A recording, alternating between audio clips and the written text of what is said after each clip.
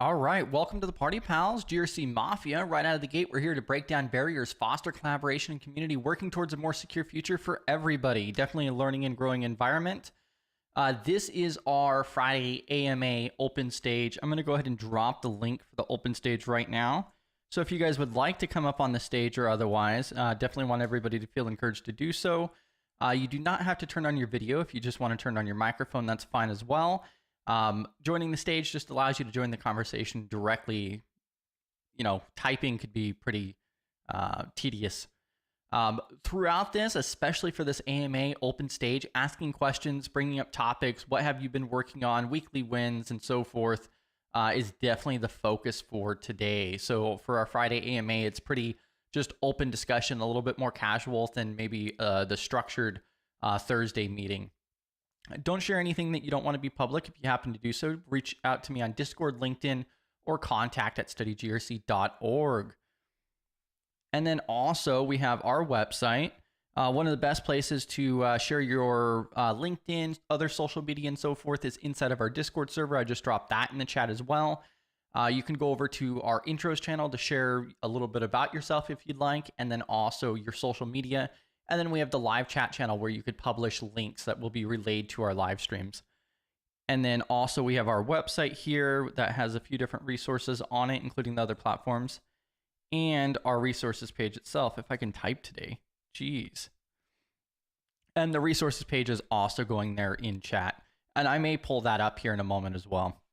And then we do not currently have any paid sponsorships or otherwise, other than Cyber.com, who sponsors our monthly giveaways. But definitely check out B-Dubs. So B-Dubs is doing a GRC cybersecurity related article every single Monday, and the ongoing CISSP study group on Tuesdays and Saturdays. I think that still has like another six weeks to it or something along those lines. But definitely take a look at that. And then, of course, we also have PBO as well. So PBO has 822 videos going live every Tuesday night. He's available on Discord. You can email him if you'd like, and so forth. Extremely valuable. Has fed so much to the community itself. And then that's pretty much that. That's the intro here. So let's see here. I'm going to go ahead and pull up the resources page and talk a little bit about that. Bam. All right.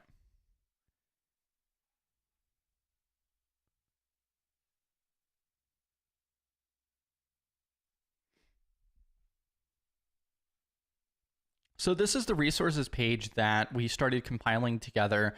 I haven't worked on it in like the last week or two, but we have thrown in everything that we had on our original resources page and then some. The main purpose of this is going to be for GRC related resources. And GRC in itself is extremely broad, but this is what we're kind of working towards on here is to just kind of organize it out a little bit better. Because just throwing hundreds of resources on a single page for you to do Control F to search it or otherwise is not very ideal. Originally, I was actually going to go with a spreadsheet, thinking that would be a pretty good route. But again, it's just hard to manage and get other people on here and so forth. With this platform, with Start.me, we actually do have the ability to add, like, I think it's up to 20 people or so who have edit access to this.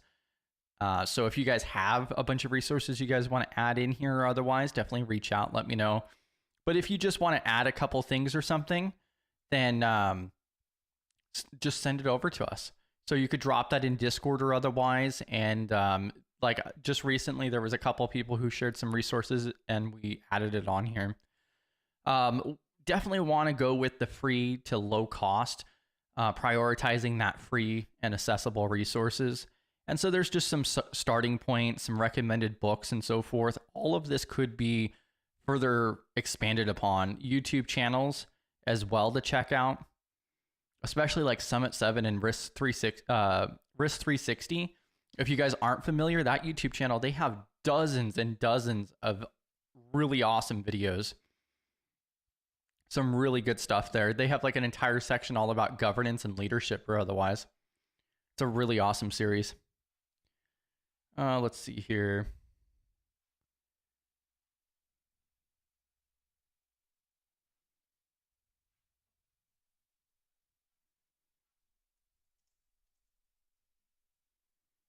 All right. But yeah, I'm going to work on this a little bit more this weekend as well, because I want to take the certifications themselves down here on the right-hand side, and I want to separate this out. So like you could kind of see the framework standards regulations. That's kind of how I was thinking about lining out the certifications. So that way then we can have resources for each one for the different certifications out there that relate to that. And then some of them, like OCEG, for an example, they provide everything for you. They have their own books and material that are included. So that's a little bit different than like if you were studying for the CISSP or the CISA, for an example.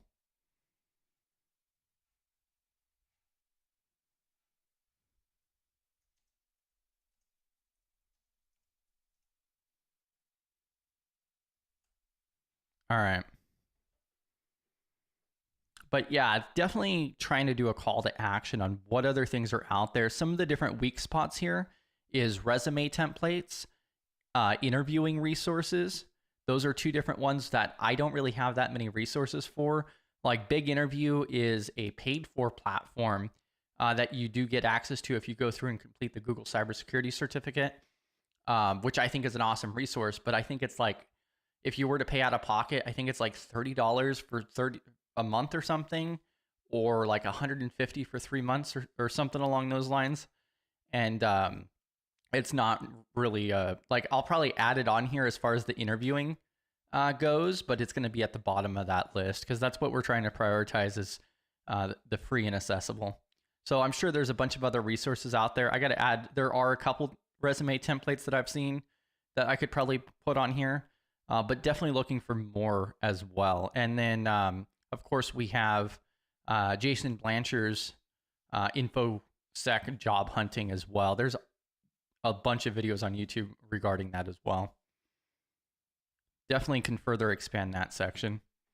And then we also got some blogs and feeds here too. So the start.me is supposed to be a dashboard itself.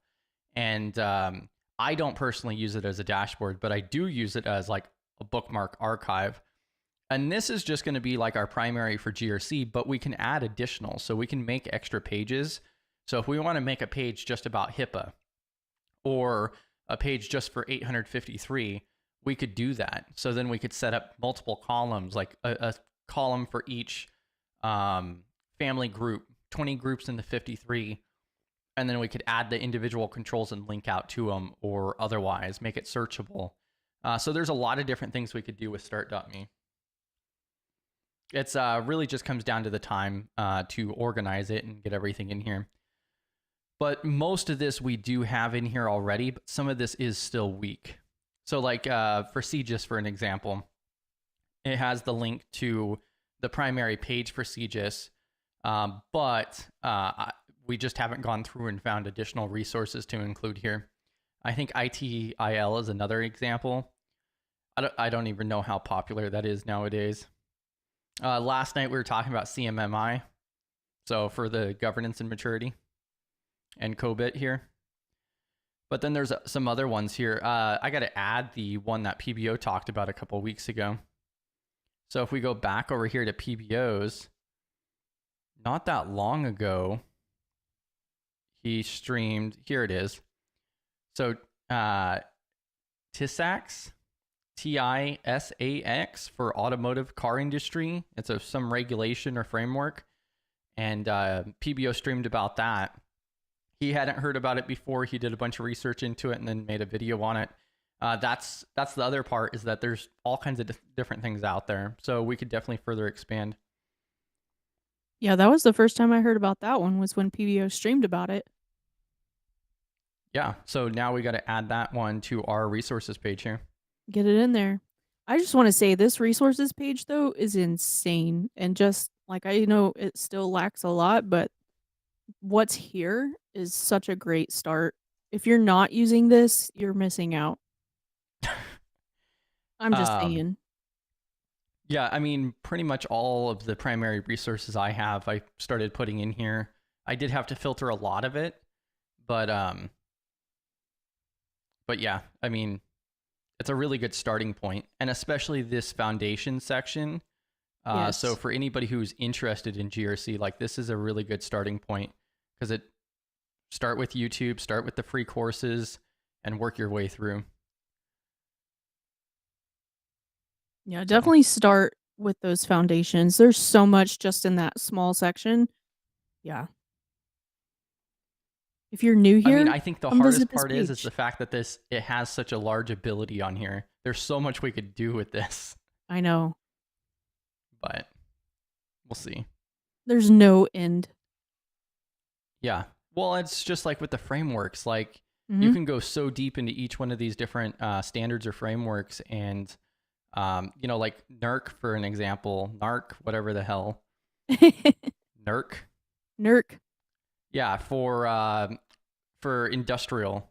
So that's like for electric companies and so forth that applies to, and that like gets deep into like engineering pretty much. I So mean, do that's you what it have seems like. do you have OSHA on there yet?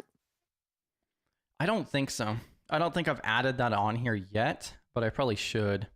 FAIR is another really big one that I want to further expand on as well. Jerry's actually a huge fan of the FAIR.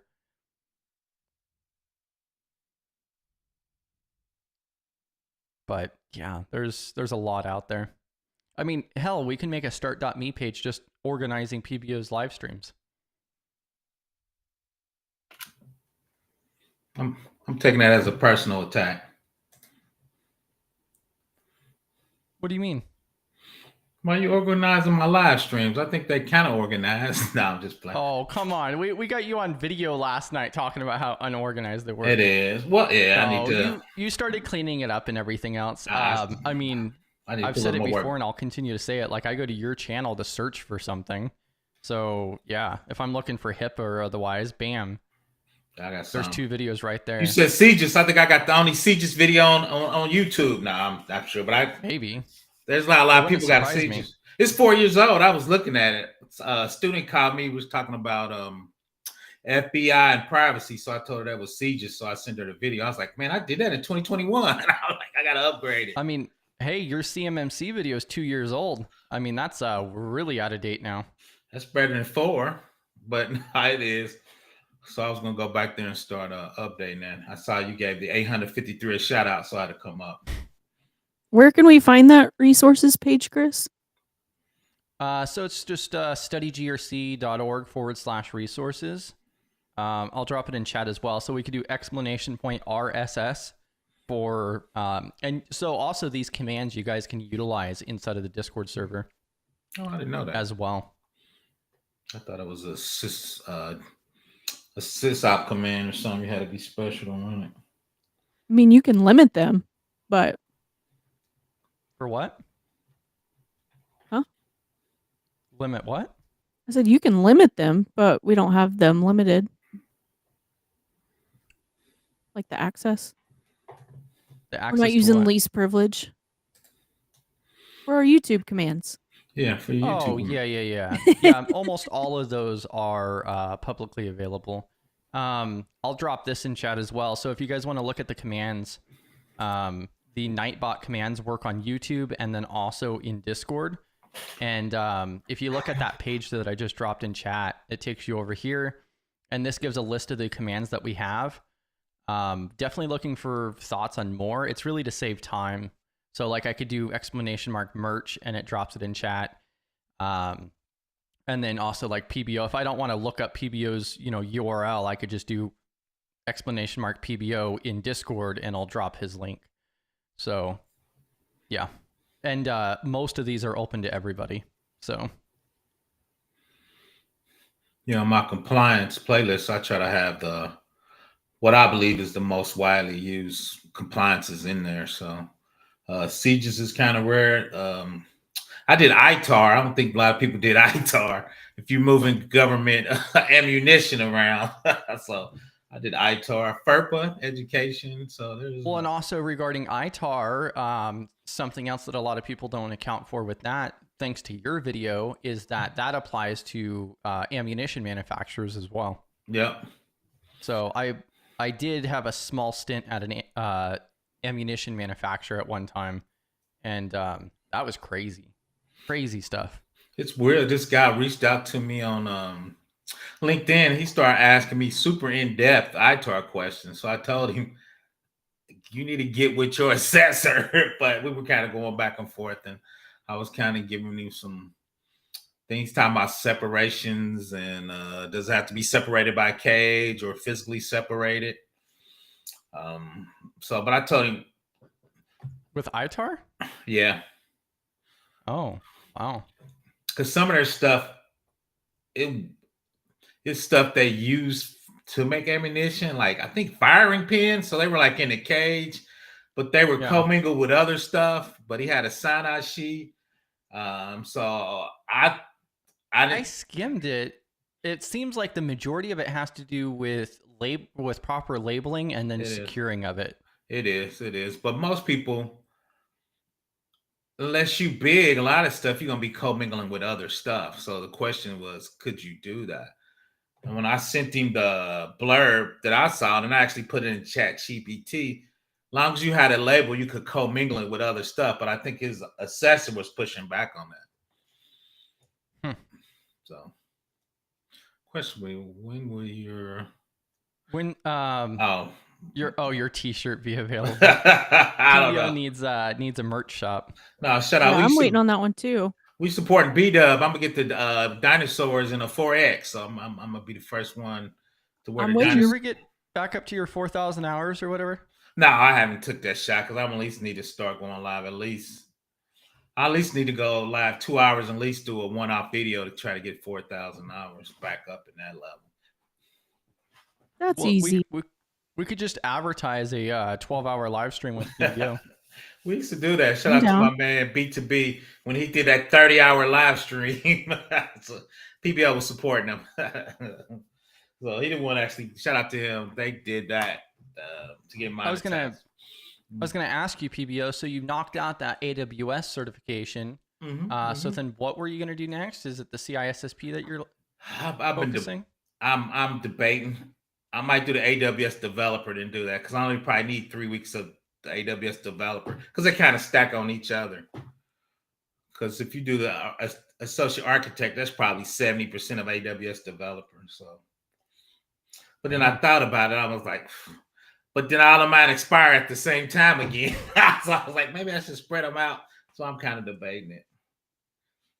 I mean, that makes sense. Yeah. But like since I'm studying, I'm in a groove, and the course I purchased, it has all of them in there. So it's just a different test of videos and practice quizzes. So I think with another couple weeks, I could just sit for the AWS developer.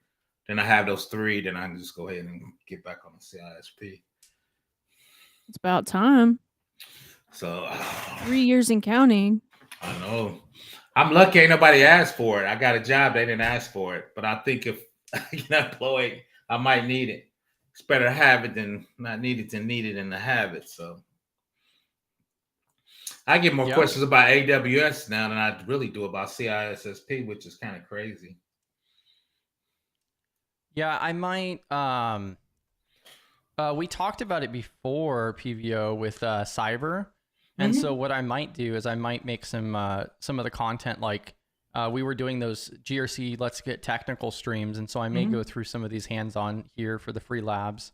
That'd be cool. So that's what I was looking at doing. So I ended up knocking out like 90%. I'm almost done with the constructing defense from just hacking.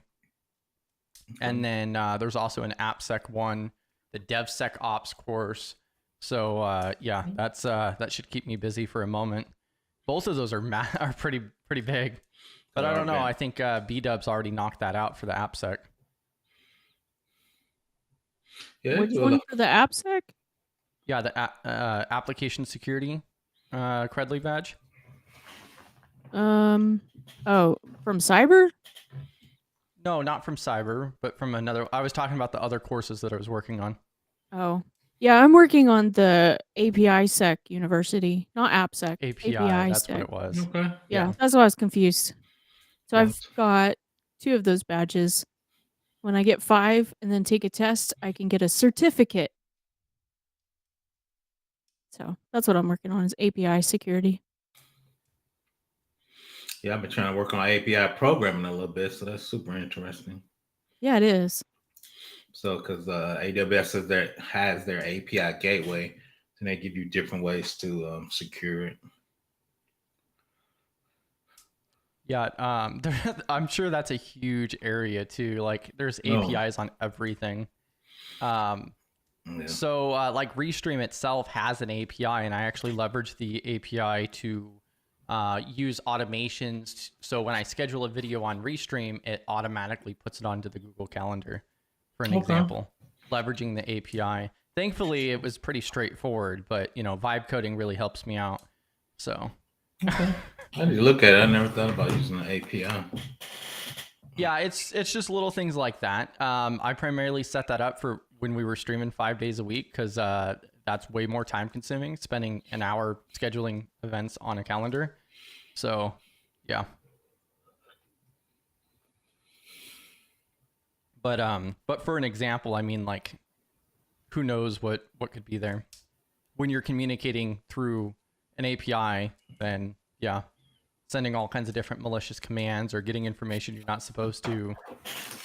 Yeah, so that's one thing is if it's not open, make sure the vendor you want to call your API is the only one that can call your API. Whitelisting IPs is real big about that. Giving them security keys so they can only one can access your API. So yeah, then you can actually throttle it so they won't abuse your API. That sounds like a lot of work though, PBO. So like if you're running like a public API though, like you would just have to do like some type of validation, some type of like well, if you're running a public API, it's a little different because you open it to the public. Most people don't open APIs to the public. It's like you pay my service, then I give you access to my API. Or if you're a paying customer, I give you access to my API. So like for an example, Virus Total, you just sign up for a free account and then you get like 500 submissions through the API a month kind of thing. Yeah, right. But still, it's associated to your account. It's rate limited. Like I think I can only submit like 2 every 10 seconds or something. Yeah. So that's part of directly the security. So you can't DDoS them by accident. I've actually DDoSed a couple stuff at DOD. Oh my gosh. Oh, my bad. After Academy. Well, I put it in a loop and I forgot to break the loop, so I was in an infinite loop. I was like, shit. I had to call a DBA. I need you to kill that session. I can't kill it. God. I was like, it's like a high tire. You about to take the whole damn server down. I know, that's why I need you to kill it ASAP and keep that between me and you. So you got that's where you gotta have your connections inside the back end when you need some ASAP. Like PBO. It's like, I need you to do me a favor. I got a runaway session. But they thought it was cool. They gave all the developers a kill session only they can run and kill their own sessions. They were like, we probably need that. So we won't be getting calls in the middle of the night. Yeah. After it probably happened a few times. Yeah, if anybody has any questions or topics or anything like that, definitely the time to bring anything up. What are your guys' like weekly wins and so forth? For me, kind of getting Power BI up and running. That's kind of one thing I'm trying to learn. And we were talking about vulnerability scan, trying to get those KPIs, key process indicators, and risk management on a dashboard. And I think Power BI, from a GRC perspective, is an easy win. We talked about most people have the Microsoft ecosystem with Teams and E3 license. I sent you that thing. You get like 25 programs, including your E3 license. So once again, trying to use those. So I think for me, Power BI is a skill. Vulnerability scanning, putting that on dashboards. Findings, put those findings on dashboards. Category ones or stuff you need to fix in the next 30 days. Management likes to see that stuff in red. So just trying to get some easy wins. And once again, I'm going to lab that and show that to the community. Bam. You got a weekly win, B-dubs? I mean, my weekly win is that I survived. You made it the week. I made it through the week. No, I completed 2 courses at the API Sec University. They're not difficult, but just foundational basic stuff. But I learned a lot there, and yeah, that was fun. Bam. I'll take that as a win. Definitely. I mean, I got a little bit further ahead on that 60 Days of GRC series that we have ongoing, but then also one of the things I did not account for is so like typically I'm not a huge fan of social media, so I'm not really on LinkedIn or anything like that very much. But I did not take into account on the fact of like trying to respond to everybody. And so I think it was yesterday I was able to get through. I just searched for the tag 60 Days of GRC and started going through all the ones I missed. So Nice. yeah, Cool. I still got to do today's now, but yeah, that was a little bit pressure off, I suppose, because I definitely want to respond to everybody and so forth, and review everybody's feedback on it. But there was there was probably, I don't know, 20 messages or so, 20 different posts or more that I had to go through and read. So yeah.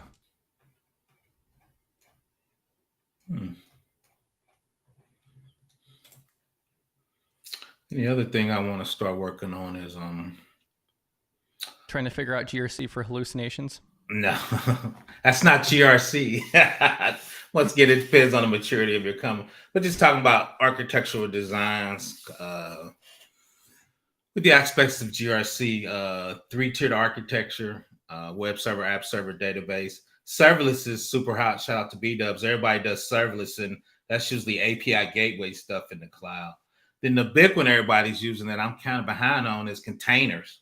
Everybody's talking about Kubernetes or Dockers. And from a GRC perspective, I do have a few hardening scripts, but I'm not intimately comfortable with that like I am with a 3-tier architecture and probably serverless. So that's definitely one thing I want to dig into, because a lot of teams are going Kubernetes and containers, especially companies. So like I said, I got some hardening scripts, so I don't understand the internals of that like I do the other two. I forget the name of it. I'm trying to pull. Oh, no starch press. So yeah, the containers. I mean, that's the future. I mean, that's where we're at. Like, it's just way more efficient. But I got a couple books because I'm an addict for Humble Bumble, and so I got a whole bunch of no starch press. I have like 2 or 3 books on containers for Docker and Kubernetes and so forth. Docker. Not too familiar with, but at least I understand the concept. Kubernetes is like, that's where I get really confused. And like, I was trying to play inside of AWS to deploy something, and I threw that out the window pretty quickly. Man, I probably spent like 3 hours trying to figure it out, and I'm like, nope, I'm good. I'm gonna start labbing on that because they got 3 levels of Kubernetes. It's crazy. So you could do Fargate, which I think is their serverless version of that. Then I got, and I think it's like Elastic Bean or something, or Beanstalk, that does like auto deployment for it, or the Elastic Stack. No, the Beanstalk. I was actually labbing it, but I did that more for EC2s.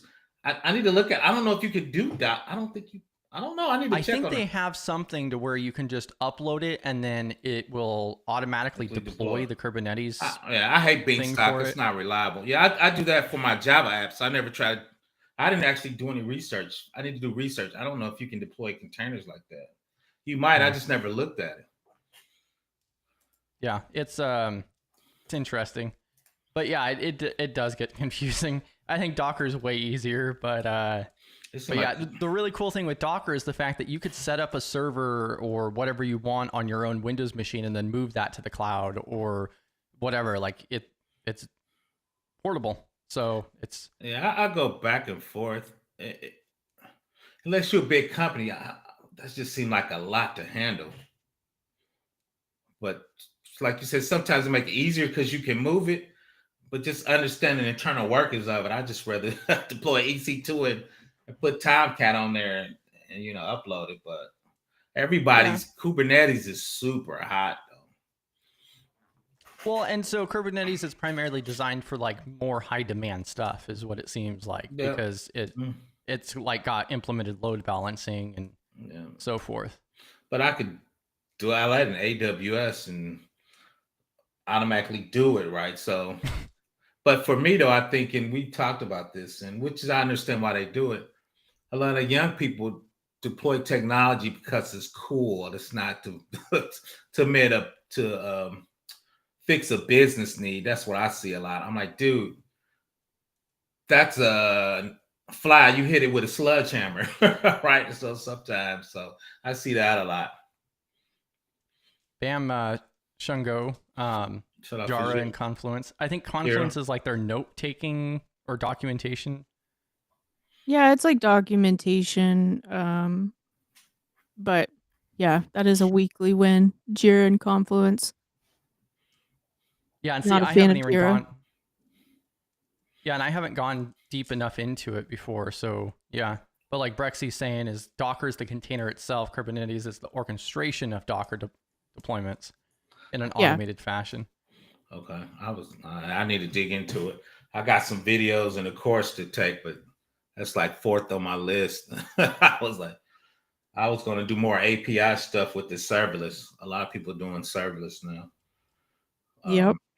They said 50% was doing serverless, 25% was doing it the regular EC2, and 25% was doing the Docker and Kubernetes way. But they said that was gaining steam. There is a ton of stuff you could do out there with serverless too. Like, oh yeah, AWS is built on serverless, Lambda, API gateway, yeah, they got a ton of serverless because a lot of people don't want to deal with the infrastructure anymore. Well, and so like Cloudflare Pages, I've done multiple deployments on and so forth, and that has the same stuff there. But then you can also connect it out to databases and all kinds of different stuff. I'd like to dig into it more because like Cloudflare now has it set up to where you can actually deploy your own LLM servers and so forth as well. So if you want to set up a cloud-based Lambda server or otherwise, you can and communicate it. Yeah, serverless. Shout out to Dave B. But yeah, that's kind of what I've been kind of digging into because I'm super familiar with 3 tiers. So now I'm trying to scale up my serverless. Like you said, Lambda, API gateway, Aurora, there's their serverless database. So AWS has a ton of serverless services if you want to use them. Yeah. Yeah, Cloudflare has deployed a bunch of different options now. One of the other things I was talking to somebody about is Cloudflare has in beta right now a AI loop. So when it detects that an AI is scraping your website, then it'll send it through an infinite loop, which is kind of interesting. That's currently in beta. Yeah, I was listening to a very scary podcast talking about that. So yeah, he said for you to win in the AI. So if you're at war and your country wants to win, you have to let AI take control. The other company's fighting you, you're beating it with AI, so they need to turn over all their technology to AI. So all the AIs are going to be fighting each other. I was like, but so he said the scary part is you have to. I was like, dude, are we in the Matrix? So we got to turn over everything. We did that in Terminator and in end well when they took over for the planet. But so he's some big PhD guy, so he was talking about the inflection point when everybody turns over AI. So I was like, Then there's the other part that was scary is he says, I'm not hyperbole, and you could do research in the next 10 years, 80% of the jobs will be gone. I was like, so just thinking about that kind of got me nervous. I was like, Yeah, I was doing some research on it last night because Google went through and had their whole thing like last month or earlier this month on the 20th. And so Google released all of their new AI stuff and so forth. And then there was, I'll try to find the video again, but there was somebody on YouTube that talked about the AI paradox where AI is, so AI is getting rid of a lot of these different positions and so forth. And then a lot of people are saying, oh, well, it's making a lot of positions too. But then we have the problem. Yeah, well, and that's the problem is that they're talking like, oh, it's going to make all of these positions. Yes, it's going to make jobs, but is it going to make enough of them to replace them? And then the other problem is the upskilling, because a lot of those are specialized Facts. fields. Facts. So And nobody. then the specialized fields are going to be primarily located in these major metropolitan areas as well. So like one of the examples they gave is like a manufacturing job that gets replaced out by AI robots or otherwise. You know, if there's a guy who's 50 years old or otherwise, I mean, out in the country or outside of town or whatever, is he going to go off and, you know, get upskilled in AI development or something? He's No. toast. He's toast. Yeah, there's nothing else. That's all he's done his entire life. He's And toast. but it was kind of interesting. There were some statistics given. I didn't look at the citations in the description, but he did add some of the different like reports that he read. And like he was talking about, like over the next 10 years, they're estimating up to 85 million jobs loss. Facts. And then some people are saying, oh, well, it's going to make 97 million jobs though. But that's also all up in the air. So I don't believe that. yeah, neither do I. And if we look at it, the primary areas that are largely affected right now is customer service, developers, and there was another one too. There was a third one that was hit hard as well. I want to say help desk. Call centers are the things that's really, for me, is because I worked in that industry off and on or do stuff, that you can spin up a call center in AWS or Azure with a click of a button is super fascinating to me. We had big data centers, we had clacks, we had phone systems, and now I mean, you just hit a button and start taking calls from your laptop anywhere on the planet. So to me, that was just fascinating. So it's a book called "The World Is Flat," where you just racing to the bottom. Yeah. So well, and like one of the different real world examples too is a call center of 100 people implements a chat bot that resolves over 80% of the issues for the customer off the bat before making it to a real person. So instead of having 100 people, now they only need 5. You know, like that's 95 people who lost their jobs because of an AI chatbot, and they save money. Oh, so the weird thing he said is that the one I watched is he said most of the things you buy, your costs are going to come down to almost zero. Because if I have the robot make the clothes and do all the cutting, after a while, the price of the robot keeps getting, cheaper. Because people remember, I remember the first cell phone was $10,000 and nobody had them, right? Now I see homeless people talking about scan my QR code. So, the speed, Moore's law. So just that alone, I'm like, dude. And in the old days, it would be like, oh, we're going to take out this one business domain at a time. But I think AI is going to take out like 50 at one time. So that's I wouldn't call it interesting, the scary part of it. But shout out to Dave B.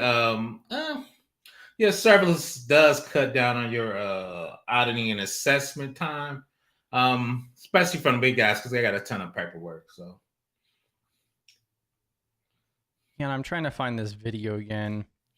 You want me to put mine in the back? I'll put the one I'm looking for in the back. Yeah, go ahead and drop it in the back. This was super good. It's super long, but I've been fat. I'm almost done with it, but he just has some just different takes on it. Once again, he's one of those super duper PhD guys that talk about it around the world. So it was real. It was super interesting for me. I was like, then he said the inflection point. He said you're going to have trillionaires. Then half the planet's going to be starving. Then they're going to take over the trillionaires. Yeah, so like in regards to that AI paradox too, is it's like, okay, well, if a bunch of people lose their jobs and then there's not enough to replace it or otherwise, then who's going to buy the products? The what y'all been saying is for 5 years, UBI. We're just gonna pay you to stay home and make sure you don't rise. Really? You think that? Oh, yeah, I don't know if that would actually ever be a thing. We did it through COVID. We did. That was the test. Let me get out put my banner up. Let me get my 10-4 hat up. Gosh. That was the test. Oh, God. Uh-oh, here we go. They tested on you. That was the UBI test. But look at how that hit the economy and all the statistics and so forth too. Like there's a reason why it wasn't long. So like I personally know a bunch of people who, they got evicted, they, lost their jobs, all of this other stuff in the whole 9 yards. So yeah, it wasn't a positive effect. No, I wouldn't say it's positive, but that was the test. We got some more work to do. We got some more work to do. You're going to do UPI and you're going to tax the robots till you kind of figure out. But there's not going to be enough jobs to upskill too. Yeah, I think the biggest issue is the fact that like we don't know until we get there, really, because it's really up in the air. We know, Chris. Go ask the coal miners. We didn't give a shit about them. Go ask the farmers. They let billionaires buy up all the foreign lands. You got robot tractors. We didn't give a shit about them. You done seen it in small sectors. This is gonna happen in 20 sectors at one time. But once again, I'm standing on top of the soapbox with my tinfoil hat on. Yeah, and then Space Tacos, I'm responding to you. So I just found it. So that's the video I was talking about. That's one of the ones that I watched last night regarding it, which he gives a really great, unbiased, more statistically based opinion on it and so forth. So, and he does leave it open as well on the fact that like this is what we know at this point in time. So, graphic design. So graphic design, web developers, that kind of stuff too is also majorly affected. Oh, toast. So. Yeah, I was just talking about Kubernetes, the upgrade. Man, we got a local, expert here on the AI and so forth. Currently, the most advanced agents I've seen require a lot of scaffolding and HITL oversight. Some have teams of 40 or 50 people to facilitate the equal to human or better than human agents. Okay, but the problem is that those are skilled professionals, and that's kind of the concern. Is so like up here in North Dakota, a manufacturing facility, loses their entire customer service base, and then that gets shipped overseas, or that right. AI is now managed by a team of 20 people overseas somewhere, rather than 250 customer service agents on site. Well, I mean, you ship it over across the world instead of $15 an hour, you paying them $1 an hour, $2 an hour. So, yeah. But yeah, I mean, I think time will tell. But yeah. Real quick, let's see. I'm switching topics. Well, I'm getting depressed up here in my nose. Yeah. Shout out to my man Oz. Yeah, and Kubernetes and Dockers. You write your update and you get the containers out. But once again, from a GRC perspective, how do you make sure those containers are hardened correctly? How do you make sure your pipeline is handling that? Because once again, all of that's inside the container. So is the networking setup. So from a GRC perspective, how do you validate a container? Now I got shout out to Space Tacos. I do have some Stig scripts for Docker, right? So I'm sure there's some in it, but off the top of my head, I just never done that. So I'm a little, I guess, apprehensive of how that would work and how it would actually validate or get an accreditation to a Docker/Kubernetes container. Oh, yeah. Well, yeah, thanks for tuning in, John V. Yeah, it'd be great to talk about it a little bit further as well one day. Facts. I want to be there. I'm going, the world is ending. Shot PBO. The world is coming to an end. Oh, gosh. The Luddites. It'll figure itself out. But the Luddites. That's what I'm calling. So you're talking about Stigs on containers or serverless? Yeah, I got them. Yeah, shout out to me. I got them. Is that not like just openly available on the Stig website or the Stig viewer? I think it is. It's been a while since I went out there. I need to go check. It's probably 5 years since I've seen them. Like I said, I don't do a lot of containers in real life. Serverless, 3-tier a lot. I still see that a lot, but I haven't done a lot with containers. Yeah. Sounds like a plan. What's some of the other stuff going on? Let's see. That professional branding thing with Jerry is starting, I think, Monday. We talked about that last night. PBO still doesn't think AI hallucinations have anything to do with GRC, except unless you're mature. Facts. I'm just gonna keep going. Facts. That. I'm gonna say facts. What's your video on Tuesday for? I have no idea. I have no idea. I was gonna figure it out tomorrow. AI hallucinations in GRC. I did that. I showed you the but graph. I wasn't there. I You got to do it like an hour earlier. It's not there. I'm gonna pull up my slideshow. We'll show you where the GRC fits into the ML AI pipeline. At the very bottom, you said. I didn't like where the AWS put it. I'm pushing back on them, but once again, we talked about thing we got to look at is that thin client too. That would be a good one, or any of those hands-on. Facts, because thin clients, especially from a FedRAMP and Fed perspective, if you're using personal hardware, which they never want you to use, if you do it, the only way you can do it is within VDI clients. So that was the big argument. Even if you RDP in, we're like, nah, you can't do that. That's violation. Wait, what? Are you talking about like just use RTP into the server rather than the no? What a lot of people were working from home. They were RDP into their desktop, then try to work, and they said that was good because they were in their desktop working. And the Fed was like, no, because you can have viruses on your home computer with no virus protection and no management of security programs, so you can't use your home system, period, unless you were using VDI. Yeah, that sounds really sketchy. So yeah, we had a big blow up on that about a decade ago. Oh, look at that. David B. almost caught up. Too bad YouTube doesn't have 4.5 times speed. I can barely do 2, man. It's like I can't even do anywhere near that. I mean, where's that 5 times speed? That's what I'm looking for. I'm usually 1.2 or 1.5. Anything above that, I'm struggling. I mean, I guess this is a good time. I dropped this in Discord, I think last night after our live stream, because we also have this page here.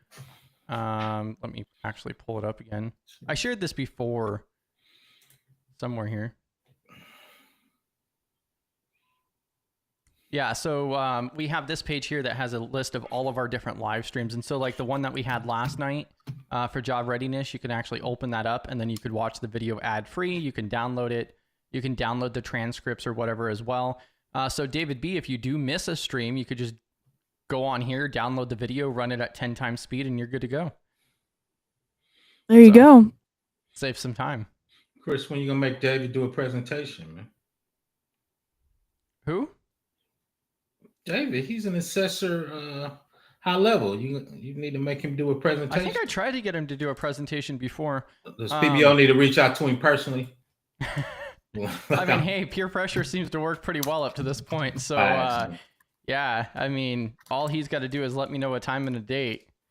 But yeah, and I'm going to drop this. That's the full link to that page there, but it's just study-grc.notion.site. So, yeah. Hey, I'm the one that the whole thing. I'm the one that gets peer pressured all the time. So I'm just going to go ahead and schedule David B for a day and time, and he's going to come present. Peer pressure. Facts. Right. I'm going to be there. Facts. I bet David B would do 10 times speed if he could. Oh, yeah. I'm looking at the STIG right now from 2023. Kubernetes has 91 checks. I brought up my stick. That's a lot of checks. But it's from 2023. I know, it's probably more now. I need to upload the new zip file. What you should do is reach out to Hammond. What the hell? John Hammond? No, not John Hammond. Didn't you say Hammond? I mean, he's neat too and everything else, but I don't think he would pick up PBO's call. You would have to call Ozier. Okay, yeah, I don't think he would pick up my call either. But go ahead. Oh, I'm sure he would. Graham Helton, like that's his specialty is hacking into Kubernetes and so forth. Man, we should do a red team, blue team. I lock it down with the Stigs. Let's see if we can break it. My bet's on me. Shout out to me. Shout out to he me. is a red teamer for Google, and he Me and B-Dubs he don't also, care. All these. in his free time, he hacks Kubernetes and so forth for I'm fun. hurt, Chris. So. You're doubting me. I'm hurt. I am very strongly doubting you. I don't No, believe like you would lose that so badly. I think so too, because he's at the top of the pyramid. I tell people Stig's gone. It's the 80-20. We keeping out the regular 80%. I think he's in the top of the 20s, the top of the top. So Yeah, he knows his stuff. Awesome dude. I'm do that, actually going to though. go ahead and drop his LinkedIn if you guys want to connect with him. He has a blog that I shared before, which is also on his LinkedIn that goes out to his website. So he's got a bunch of awesome articles there. could you set that up? My bad. Do what? Keep going. My bad. I'll cut you. Yeah, I was just going to share. So like on LinkedIn the other day, he shared this. I have no idea how you'd pronounce this. Maybe Space Tacos knows. I think it's French based on the domain name. But this is like an entire system on how to study and learn something. And it's a type of framework for that. And I haven't dug into this very much, but he posts a lot of stuff regarding like learning techniques, organizing different structures for note taking, and about Obsidian and so forth as well. So it's pretty interesting. But he posts some pretty cool stuff. Could you set that up? Red team, blue team? On your channel? You want to do a red team, blue team exercise with it? No, I was going to set up something, see if he can hack it. Could you set that up? Give him 48 hours. Yeah, I'm sure we could. Okay. I'm sure we could. Okay. I don't want PBO to look too bad. Oh, I'm fine. I'm not, yeah. For me, it's a learning exercise, too, because I know he's at the top of the pyramid. So I know the normal stuff, even the sticks, I'm going to need to do some even probably higher level than the sticks for that. Yeah. I have to get in my AWS bag, as a kid saying, come out with my super duper lockdown. And Space Tacos asked how to pronounce what. So the domain that I just posted, so this one right here, it's French, I believe, but I have no idea. I'm not even going to attempt it.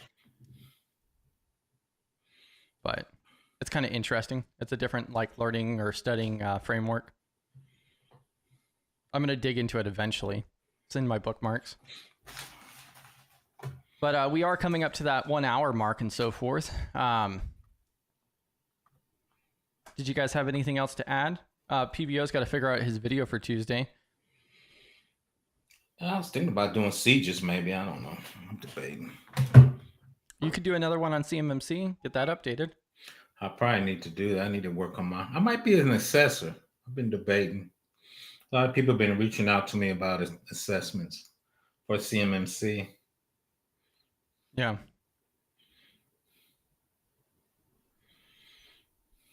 Yeah, sounds like a plan. B-Dubs has the CISSP study group tomorrow at 11. Or not 11. I was like 11. At 3. At Okay. 3 p.m. Central. 3. Get a little Whoa. feedback, B-Dubs. Your feedback. Oh yeah, I know. Okay. That's rough. That's I have really I rough. have a 4-year-old feedback. Okay. But yeah, so we'll probably go ahead and end it here. Yeah, exactly. Let me know, Space Tacos. But yeah, you guys have a great rest of your Friday. Have a great weekend. We'll catch you guys next week. And GRC Mafia. Thanks for tuning in.